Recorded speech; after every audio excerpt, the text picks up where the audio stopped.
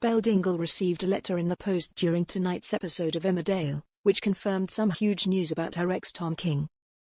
When Tom and Belle got together, it wasn't long until we started to see signs of controlling behavior from him. At first, Tom's actions were small, but he then became hell-bent on isolating Belle from her entire family.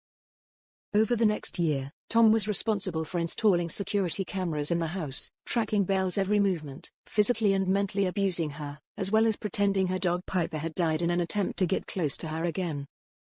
Belle eventually reported Tom and he was sent to prison for 3 years. I always knew to some extent Tom was going to lose, because we had always had that conversation, actor James Chase said of the outcome last year. Months ago, the producers and I spoke and I agreed with them that Tom had to get his comeuppance. So I always knew he was going to. I didn't initially know in what form the justice would take. At one point I thought maybe he'd get killed off, but I knew it would be either killed off or sent to prison. In February of this year, Belle decided she would begin divorce proceedings, but it meant visiting Tom in prison. Fortunately, strong-willed Belle was able to stand up to Tom and ignore his attempts at getting inside her head.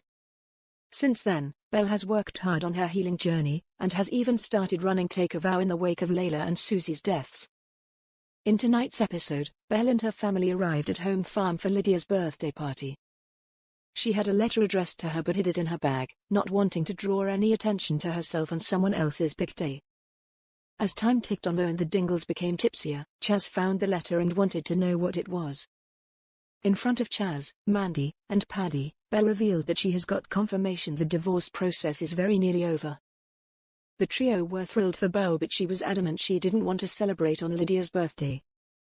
However, with Lydia strangely absent, they pointed out she was still very much entitled to enjoy the free drinks at the table.